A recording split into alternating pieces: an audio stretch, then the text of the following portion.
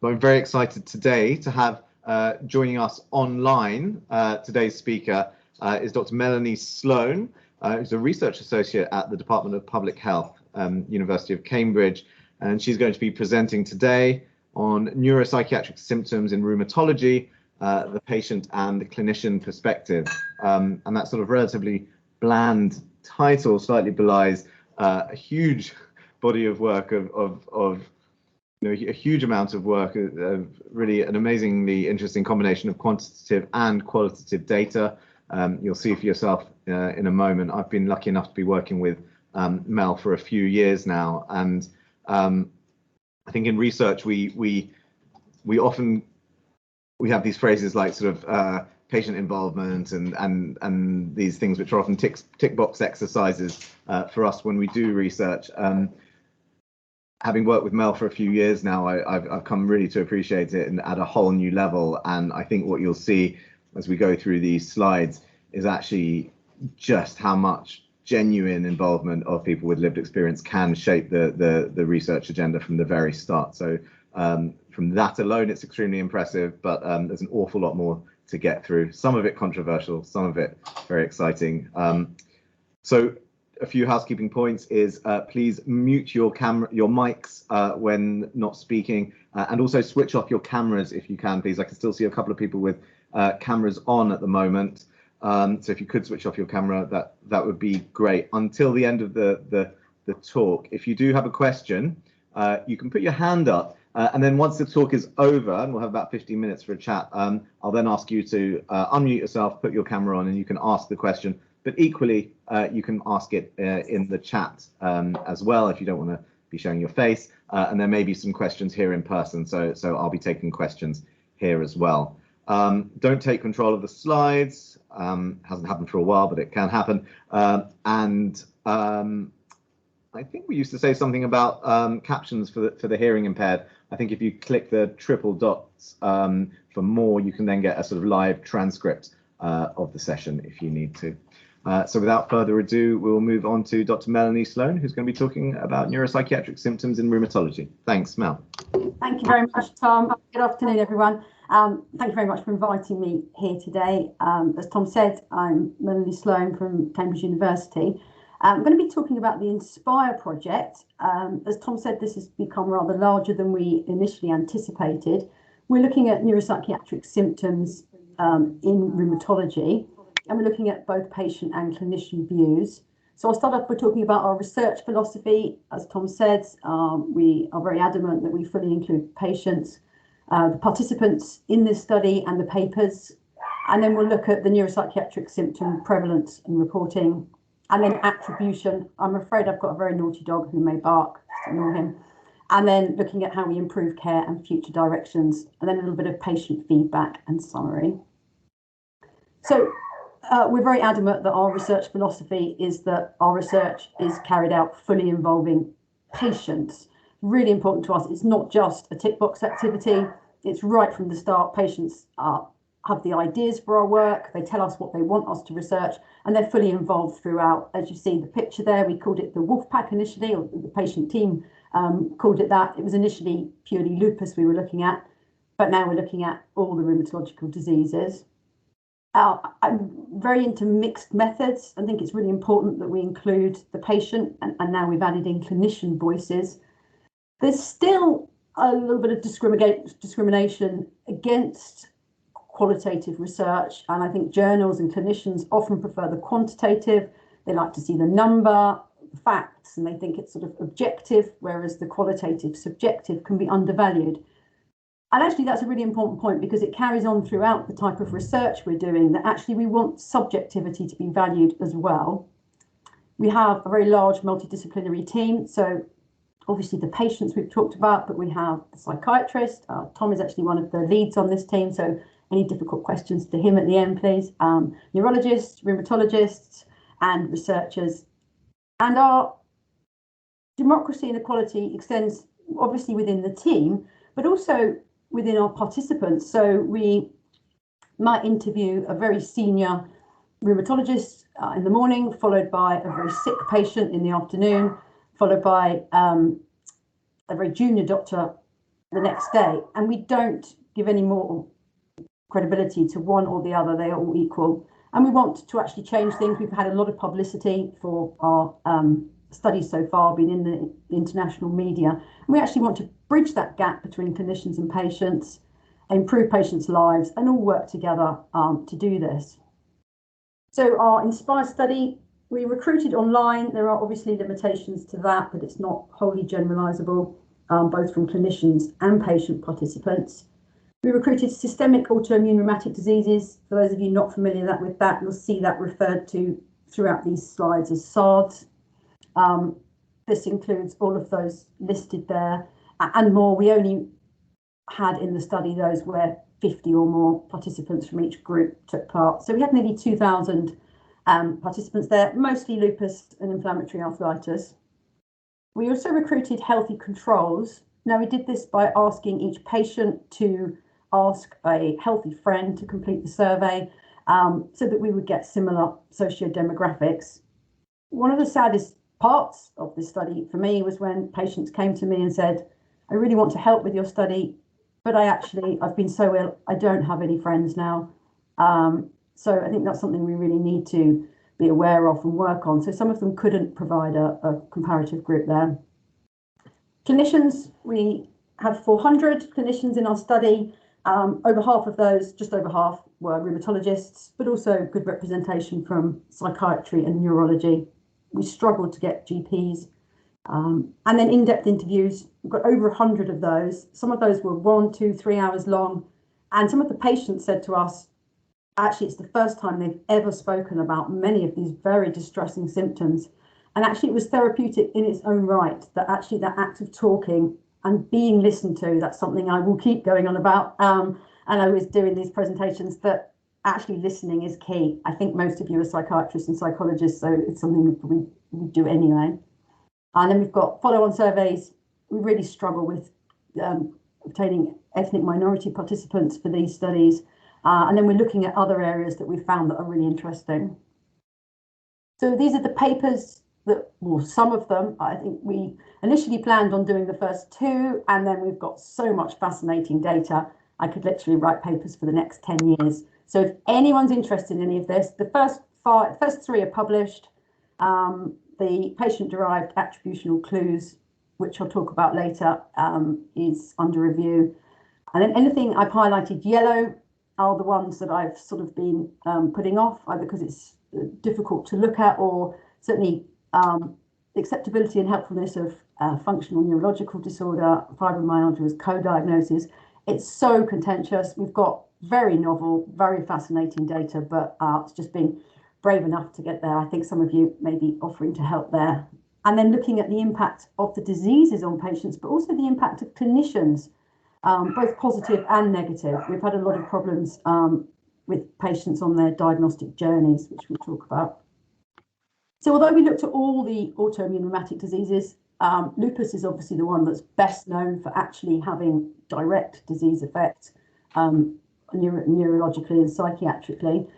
Some of you may have heard of the American College of Rheumatology rules. They came up with sort of 19 symptoms that could be directly attributable, central nervous system and peripheral.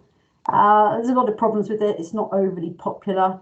You can see there's some that are very, very rare, some that are very common. Something like headache is being very contentious. It's very common in the general population, so should it be included? But actually it's more common in these patients. We actually look later into why there's evidence that it is directly attributable to the disease effect. So this is, a lot of rheumatologists still use this, and a lot of research still uses this. And we've got seizures and psychosis there because they are the ones that other research says actually to be classified as neuropsychiatric lupus, you need to have either seizures and or psychosis. But obviously there's a lot more problems that patients have. One of the problems with this was in the last century in a more paternalistic medical system. And so a lot of rheumatologists got together to discuss this. I think there was one psychiatrist, a couple of neurologists, and any patients actually involved. Once I started to sort of dig back, speaking to the older clinicians, actually patients weren't even asked. and certainly not involved in these committees. So that's what we're really pushing for as well. How can you really understand these symptoms if you're not speaking to the people who experience them? So we decided to start from the beginning. We didn't want our research to just be using those same symptoms that a lot of research uses. So we asked the patients. We went into the support groups, we went onto the forums. What symptoms do you have? And we came up with this list of 30 there. Now we're looking at neuropsychiatric symptoms. Obviously, these patients have a lot of other symptoms, kidney problems, any organ really.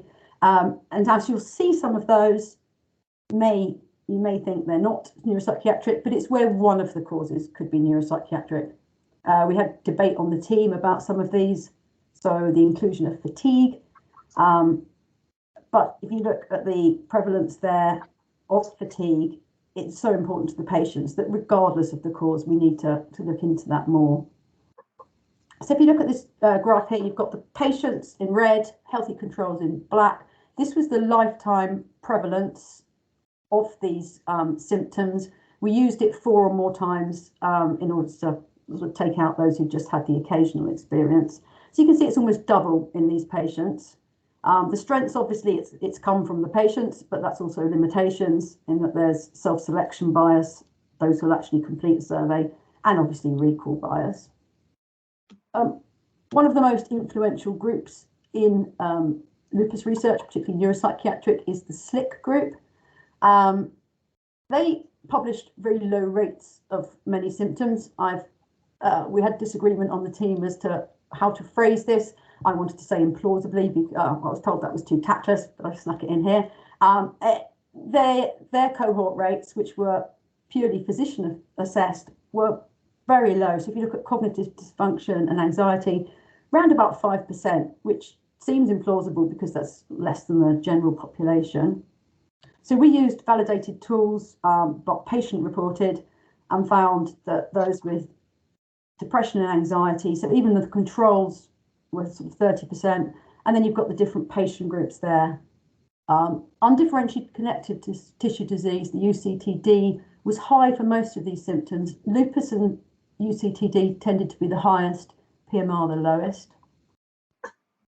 Now, what we found was there was this huge disparity. We asked, in the surveys, we asked clinicians and patients largely the same questions, just phrased to their perspective. And so we asked, if you look at the top rows there, the patients first, patients, were you asked about mental health symptoms in clinic? And you've got over 70% said, I'm never really asked about my mental health symptoms in clinic. And if you look at the row below, which was asking clinicians, do you ask about mental health symptoms in clinic? Less than 5% said never or rarely. So we've got this huge disparity there already. And that's one of the big advantages of mixed methods research, is otherwise we'd have these figures and not really have the explanation. So we could go back to our patients who we interviewed, our clinicians, and say, look at this graph, could you have an explanation? And the clinician said, well, certainly the rheumatologists, I think I'm asking about mental health because I say, how are you, as they come in the door, which obviously to the psychiatrist, they'd be more explicit, and the patients are expecting them to be more explicit. But obviously there's methodological limitations in that the clinicians we recruited may have been much, we'll say nicer, the type who would ask about mental health symptoms. Our recruiting for clinicians was often through Twitter, so it's people who Tom and Chris Wincott knew, so maybe a different type of clinician. But there's still that big disparity, which isn't answered only by the methodology. And then the next lines, for patients, the frequency of reporting their major mental health concerns and minor. This is very concerning. Over 50% say they are never or rarely, and actually that was skewed towards the never. And some of them had very severe mental health concerns. And again, the clinicians are vastly underestimating this. So they think less than 10% of patients never or rarely, when actually what the patients are saying is it's over 50%.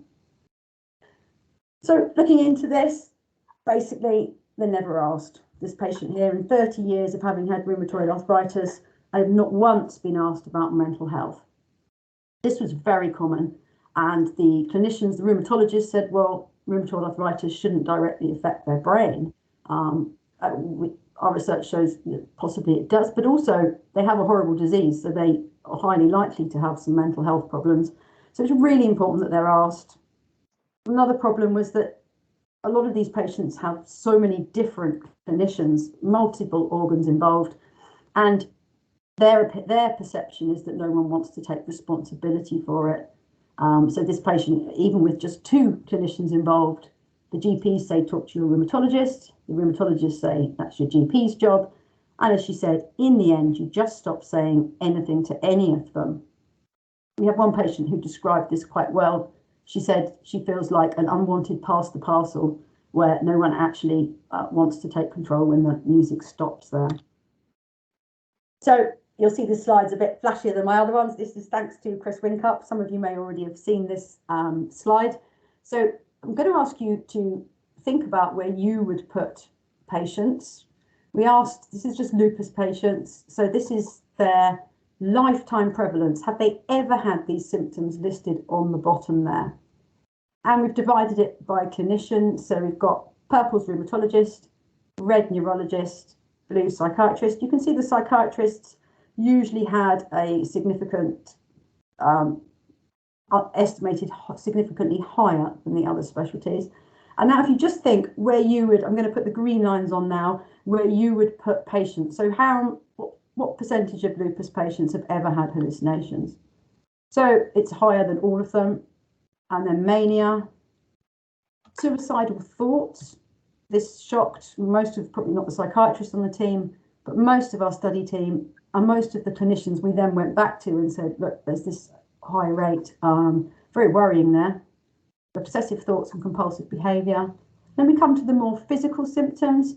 You see these are very underestimated as well. Again, the psychiatrists are much closer to the patients, still quite far off.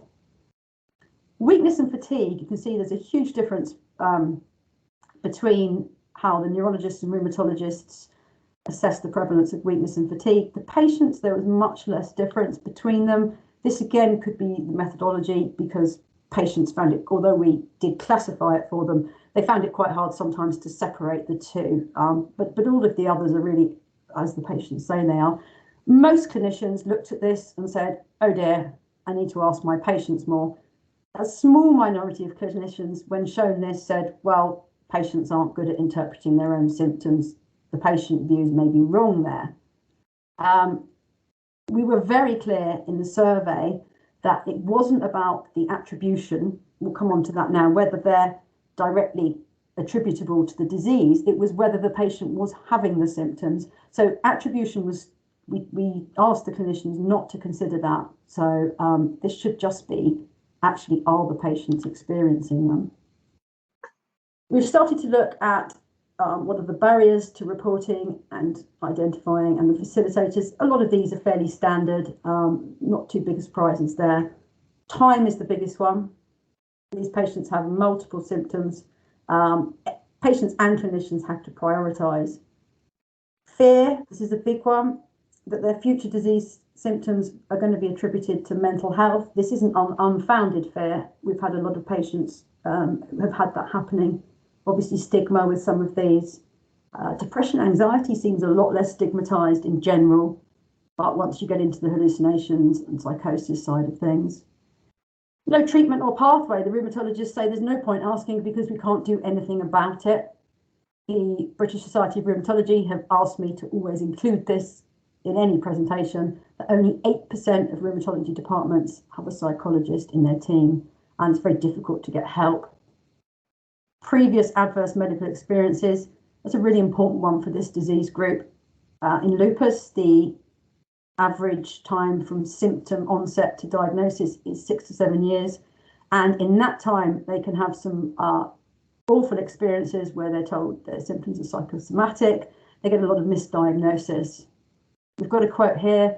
The doctor said you have too many symptoms for it not to be hypochondria. And I actually asked this patient, she was one of the interviewees, did he actually explicitly say those words? And she said, yes, it's scarred into my mind forever. I think most clinicians aren't that explicit, but I think there's certainly doubts that these patients come in and they have random symptoms that they can't really explain. So I think a lot of patients feel that in the early stages. The facilitators, just asking and ask again. I think we're all conditioned to respond if someone says, "How are you?" to say, "I'm fine, thank you." Obviously, patients need to be taught not to do that to doctors, and doctors need to ask again if they get a polite or evasive response. Having multidisciplinary teams, now I know King's is really good with this. Having psychiatry, neurology and rheumatology working together is incredibly rare. This was an international study, so all over the world. They said there was really poor team working for the rheumatology patients, certainly when compared to something like HIV or MS. And then in our previous study, we found the ABCs, that the doctors need to be quickly available. It's obviously been more challenging with COVID. Patients often feel very let down if they can't get hold of their doctors. Believe, this is a big one, believe the patient's symptoms. I don't think there's going to be many who are going to be making up these symptoms. And listen and validate, and that continuity, get to know the patient, rebuild that trust and medical security. So we had one patient who said, "I trust them because anytime I need them, they're there." Normalising these symptoms, our studies already helped, I think, and that we've published the prevalences of these symptoms, and patients can say, "Oh, well, 30% of other patients get this, it's not just me." And getting to know that individual patient and their biomarkers. Not every patient will have the standard lupus biomarkers. In fact, there aren't even standard lupus biomarkers because it's such a varied disease. And learn that progression of symptoms that come in a flare. We'll get onto that in a minute. And this was actually for a patient presentation before. Is for the patients to write down their own progression of symptoms that happens, and patients often know their own body best, we found. And take into account the personality of patient and clinician. We asked clinicians if patients over or underestimated their symptoms, and clinicians said that patients were more likely to overplay their symptoms, whereas patients said they rarely did that. So we looked at the adverse medical experiences, and we wanted to know whether there was a long-term psychological impact on these patients from having had such difficult relationships in their early days before they were diagnosed, and the impact on healthcare behaviours. So we found that although patients often had developed positive medical relationships with one or two doctors, they still felt a huge amount of distrust and insecurity in general to the medical profession. So I have put pictures of dogs on here, not just because they're cute, but because one of our patients described it as feeling like a rescue pet that's been neglected and abused and is always expecting that to happen. And another patient here says, I never feel medically safe or secure. So we did find a long-term psychological impact, but in terms of impacts on healthcare behaviours, underreporting, that fear of being disbelieved. Over and over again, we hear patients saying, "I'm too scared of being disbelieved, so I don't say anything." And another sad point here was that patients lost trust in themselves, not just in the medical profession, but in themselves. They've been told it's psychosomatic for so long, and they've got fear, again, that fear they won't believe me. And sometimes I don't believe myself. We need these patients to know how to interpret their own symptoms. Being conditioned to not believe themselves is very worrying. So we'll look now about attribution. So whether it's the direct effect of lupus on the brain and nervous system, obviously this is really important for treatment decisions. Do the patients need immunosuppression? Do they need psychological support? Do they need mental health medications? Do they need all of them? But it's so important, it's so difficult for the rheumatologists particularly to decide this. Is it the direct disease effect? Is it because they've got a horrible disease and it affects their lives so much? Medications, obviously, some of them have high dose steroids, which can cause psychosis. Is it completely unrelated? Is it functional? We had very strong opposing clinician views on this. We need to publish this, but sort of insulting either side of the viewpoint there. So we had ones who didn't agree with FND for these patients, saying that the ones who did were fundamentalists, and the ones who did agree saying the other ones were negligent for over-prescribing. yes, we'll get into that later. Or is it often a combination? But I originally thought actually it's really important, the attribution, but we found that the directly attributable symptoms are prioritised by both clinicians and patients. And actually, patients need support for all their symptoms. So we've got a quote here from a neurologist who is saying that actually not all of it can be explained by the disease, and then that some people are being overtreated or wrongly treated. So there's overtreatment and undertreatment when we get this wrong. We asked the clinicians that how did they diagnose neuropsychiatric lupus? So deciding if the symptoms were attributed to the direct disease effect. So we've got down on the left a list of methods of diagnosing. And right at the bottom, we've got asking the patient view of flaring. Now, I'm so glad I included that because initially we only had the ones above that. And it was only after we just started the surveys that some of the patients said, actually, I'm never asked if I'm flaring. And I think I know best whether I am myself. And you'll see there, the purple is we ask clinicians to vote which of those they put in their top 3 for diagnosing neuropsychiatric lupus. And you can see the top 3 there are clinician assessment of patient, presence of other disease manifestations, and abnormal brain imaging. Right at the bottom, less than 5% of clinicians who put it in their top 3 was asking the patient view of flaring. So we divided it up again between the rheumatologists, the psychiatrists, and neurologists. So you've got the top 3 there. On the left is the most important, so that's how many voted in the top 3. You can see clinician assessment of patient is pretty high for all of those. And then when you go down to abnormal brain imaging, actually this wasn't really a surprise because it's probably what you'd expect from the different specialties. The neurologists, very high for valuing abnormal brain imaging. Over 50% said that's in their top 3 for diagnosing neuropsychiatric lupus, even though most of them also recognised that most patients with neuropsychiatric lupus, particularly diffuse symptoms, won't actually have abnormal brain imaging. Much lower for the psychiatrists. And then if you look on the right-hand side, the least important evidence, so that's in the bottom 3, asking patient view if it's flaring, less than 20% of psychiatrists rated that at the bottom, much higher for the other specialties. Again, that emphasis on listening to patients, all the psychiatrists who were interviewed kept emphasising the importance of listening there. Reduced complement, I don't have an explanation for why psychiatrists valued that so low, so over 60% put that in their bottom 3. Obviously, complement does decrease in some patients in active lupus flare, but not all. But again, there was that difference between psychiatrists and neurologists. So here we've got the difference in patients' self-attribution and clinicians' attributions. We asked both patients and clinicians, so a scale of 0 to 100, 0 means not directly attributable at all, 100 means completely directly attributable to the impact of the disease on the brain and nervous system. Patients, we only asked for the symptoms they actually suffered from themselves. For it in themselves, clinicians, we asked for it in general for the average lupus patient.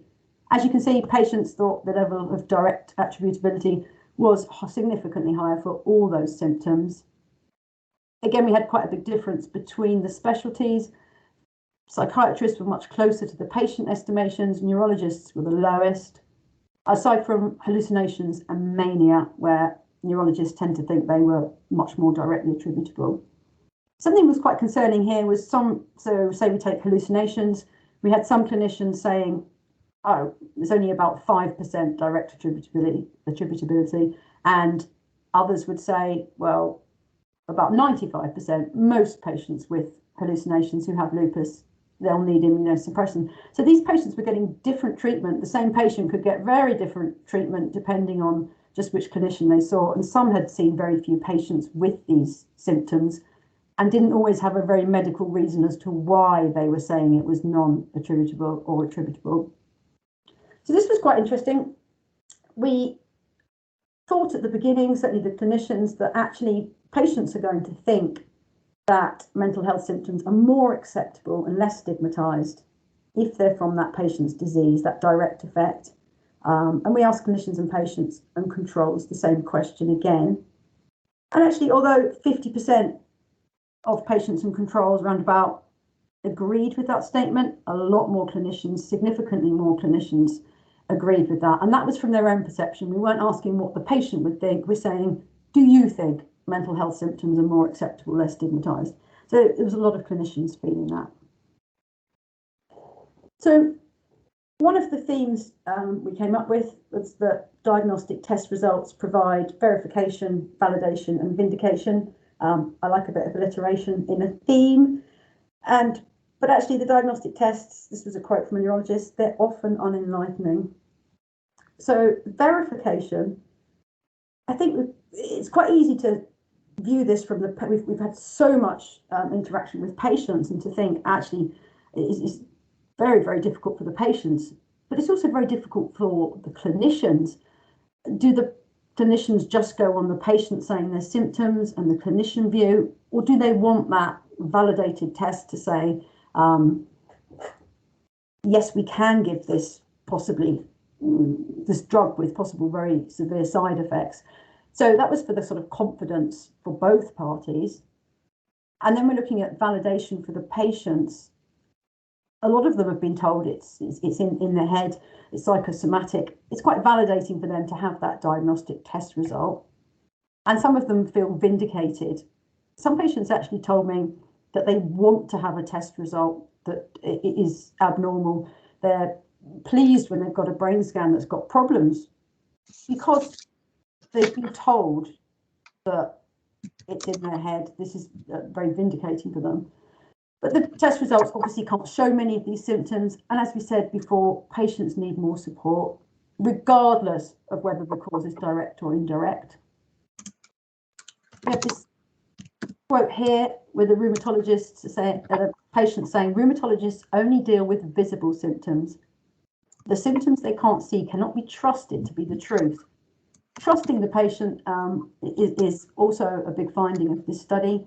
And interestingly, we found the clinicians who had a serious disease themselves, several had long COVID, some had cancer or an autoimmune disease, they had much more understanding, but they also tended to then think these symptoms had a more biological cause than some of the other doctors. So as we've said, there's no reliable objective tests.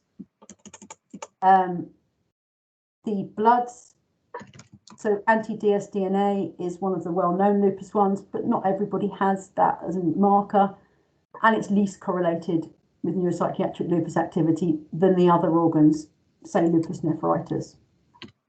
And again, this brain imaging is usually normal. So the most experienced rheumatologists were saying we have normal brain MRIs in 70 to 80% of our neuropsychiatric lupus patients.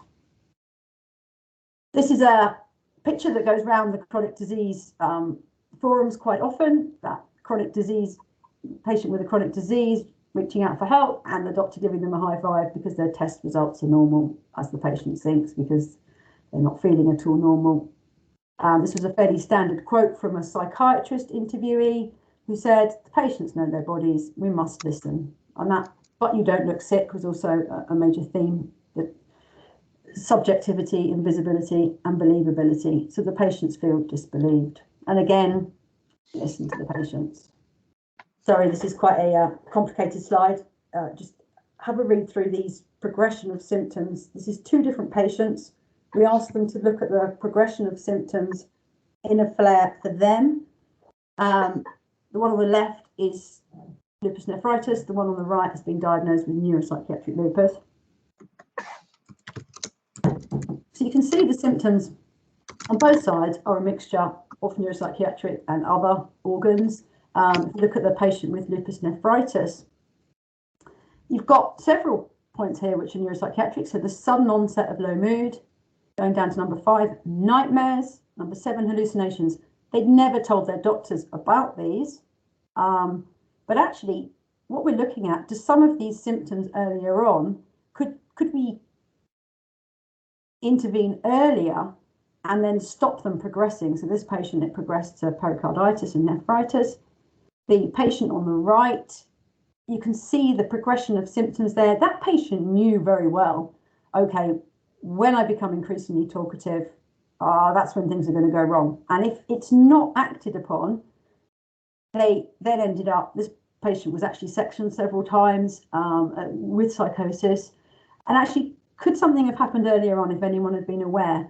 But the only symptom in the patient on the right list there that the doctor could see or could be validated was number 9, when they got joint swelling. By then it was too late. They were already well on the way to having psychosis, and a horrible time for them and their families. So actually, if we can get in earlier, we want to look at these progression of symptoms. So again, listening to the patients, our next part of research was looking at asking the patients how they responded to steroids, the column 1, and how they responded, whether their symptoms relapsed or remitted with their other symptoms. We probably wrongly compared lupus and rheumatoid arthritis, inflammatory arthritis. The rheumatologists initially said that actually that rheumatoid arthritis shouldn't have an direct effect on patients' brains and nervous systems. I actually probably think that's not true, and our results show that's not true. But we thought that if a significantly higher percentage of lupus patients responded to steroids for a particular symptom than rheumatoid arthritis, that would be evidence that it was more attributable. So you can see with the hallucinations there, that's well known for being a part of neuropsychiatric lupus. There was a significant difference there for response to steroids and also for relapsing, remitting with their other symptoms. Headache is again often contested as being a symptom of neuropsychiatric lupus. Our data points towards it being a direct manifestation in some patients. Again, that improving on the steroids and relapsing, remitting. So evidence towards direct attributability for some symptoms. However, the neurologists and some of the psychiatrists pointed out that there's other reasons. There may be the placebo effect for response to steroids, and with relapsing, remitting with other symptoms, if you read this neurologist here, it might be because they've got pain in their joints, they're paying more attention to their body, then they're more likely to experience other symptoms too. So this was all the sort of hypervigilance side of things, which was very contested, and we'll get onto in another study. But you can see the point that there may be some other reasons, or a patient with depression, it can be obviously a reaction to having the disease rather than directly attributable. So this is one of the papers which we need to write. I've been putting it off because it is really sad stories. We got long essays on the survey from patients. We just asked the open-ended question, how has the disease affected your life? And patients told us how difficult their lives were. So losses in multiple domains of their lives. We've just put together some of the losses that we've sort of found there. Trust in the medical profession, hope, confidence, dignity, what they thought their future would be, their identity as colleagues, as parents, identity in every area. They can't work often, their abilities, and a lot of these actually stemmed from the loss of energy, the fatigue. If we can do anything to improve that fatigue, it completely decimates patients' lives. And we've got some quotes here which aren't unusual. I haven't just picked out the worst ones. These are quite common, very sad stories. So we really need to do something about this now. So we've looked at how we can improve care. As you can see from the niceness of the slide, this was one of Chris Winkup's, and looked at it with the patient team and thought, yes, we do want funding, we do want education, we want this patient-centered care, but something seemed to be missing. So when Chris and I presented this before, I said, actually, can we include this again, which I know I keep going on about. So this is what we're in at the moment on the left-hand side, this blue self-perpetuating cycle of under-identification, and under-eliciting and under-reporting. So patients and clinicians are often unaware of some of these symptoms being related to the disease. Symptoms aren't elicited or recorded, research studies don't include them. They're not included in guidelines. So we want to get to this right-hand side. Basically asking the patients about their symptoms would help, and involving patients in research right from the start. We wouldn't have many of these symptoms or many of these studies if we didn't have such a strong patient team, and we involve patients on a wider scale by asking them. So if clinicians explicitly ask, and we need to give patients that confidence and the trust to report their symptoms. We need clinicians to listen and believe the patient's reports, and then follow around that cycle. And then at the bottom there, regardless of attribution, all these patients need psychosocial support, which we're looking into providing now. We're doing a study where we're giving patients, randomizing them into a group where they receive listening support, exercise therapy, or text messages and videos.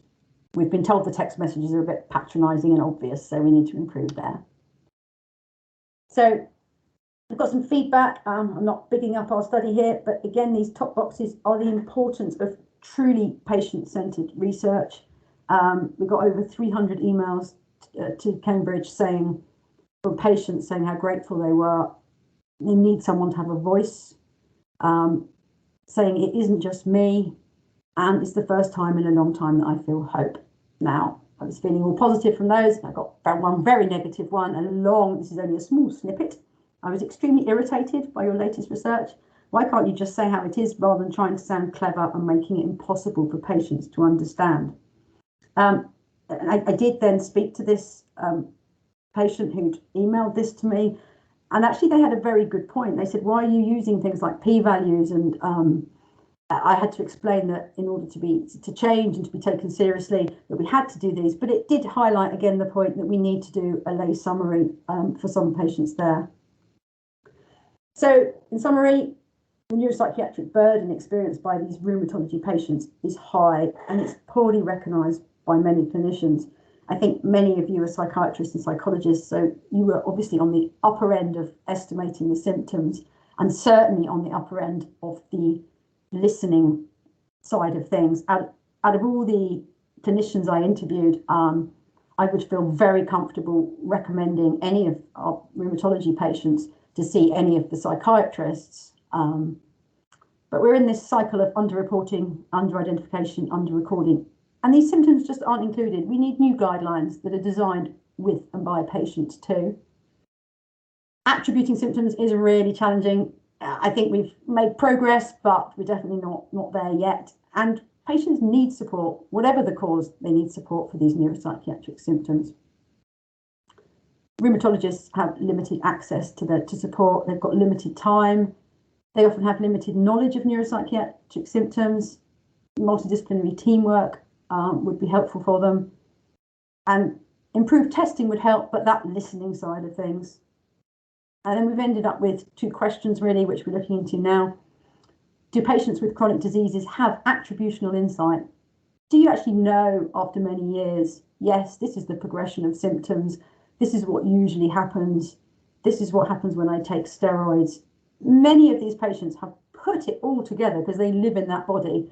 And I think that many experienced patients can tell sometimes whether it's directly or non-directly attributable, and should be respected, their views respected more. Obviously no one, Tom did a very good quote in the media saying, obviously no one can always know, doctors or patients. But let's put that together. Let's combine patients, doctors, and these tests.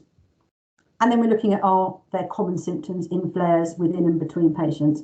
Can we get in earlier? And also that psychosocial support.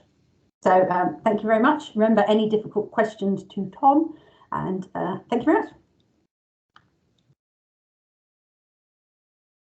Over to you, Tom. Thank you. Thank you so much, Mel, for a fantastic presentation. I think you're very nice about psychiatrists and psychologists in your presentations, but you know, I think some of this data is actually sort of surprising and a little bit shocking, probably for people, no matter what discipline they come from. I was thinking, well, first let me say, please, anyone put any questions in the chat or raise your hands, and then we can come to you for questions, or if there are any in this room, we'll get someone up. I was just thinking a little bit about this idea of listening to patients, particularly with regards to knowing when a flare is happening. And there are not too many things that we do in mental health which I think are shining exemplars, and you know, physical health could kind of model what they do on what we do. But I think one thing we do very well, at least in kind of psychiatry that I work on, is particularly with people with severe mental illnesses, we have these things called these relapse plans. I think that's the right phrase I'm using, where for each patient, their doctor or their community psychiatric nurse will sit down with them and sort of plot exactly that trajectory of becoming unwell. And it is fairly stereotyped in most patients, and then that goes as a sort of a pinned document on their notes, and you know, there could even be a sort of an element of a sort of advanced directive to it. The patient says, well, you know, when this happens, I want this to happen, I want that to happen, and actually that's extremely useful. And I thought, well, you know, why can't everyone do it? Why can't they, you know, why can't we be doing it in rheumatology? I suppose the difference is that these are patients with severe mental illness who are care coordinated, which is, you know, means they have someone allocated to them who they meet every couple of weeks or something. And just in terms of resources, clearly that's extremely burdensome. But I do think that there is something about, you know, and the attributional question is one thing, but sort of listening to the patient's own account of their trajectory, I think is such a no-brainer that it's something that really could easily be done. Yeah, definitely. That's really interesting. You say it happens much more in psychiatry. I think there's very few patients where it's happening in rheumatology, and just having that on their care plans, this is what happens to me usually, it is invaluable for patient and clinicians and family members to know what to do, isn't it? Yeah. Thank you. We've got a question from Tim Nicholson. I'm going to squeeze behind you, Tim. Thanks. Hi, Mel. Great talk. It's brilliant to see this data. It's so impressive and so great to be asking these questions. And as you say, it's, you know, you knew there was going to be a bit perhaps that was going unknown, but this is quite shocking, as Tom says.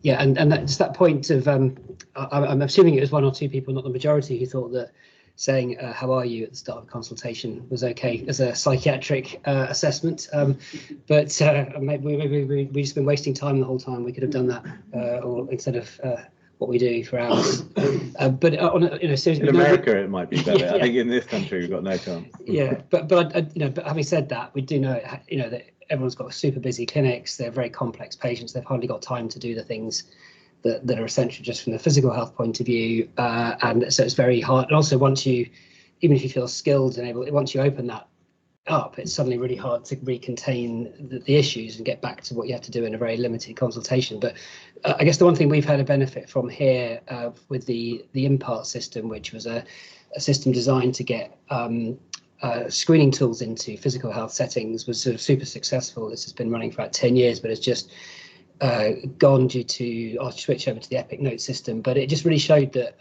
patient-rated outcome measures can be automated, sent to patients in advance, can screen for all these symptoms, which, especially for a complex disorder like lupus, where you know there's hundreds of things that can happen, and co-designing something with patients and making it so it doesn't, you know, make the clinician's life harder. And we've worked through all that. We've got the sort of basics of doing that, and it's really, that should almost be mandated and agreed by national and international patient groups and professional groups to perhaps get that done, so that you at least give an opportunity to capture all that in an efficient way that then can be summarised for the clinician. And just related to that, we're collecting lots, you know, we've got lots of ways of doing that we could perhaps share as a sort of toolkit for both doing it and also how to get it approved in your local trust or area. So you could sort of find a way of just showing people how they can do it, say this can be done.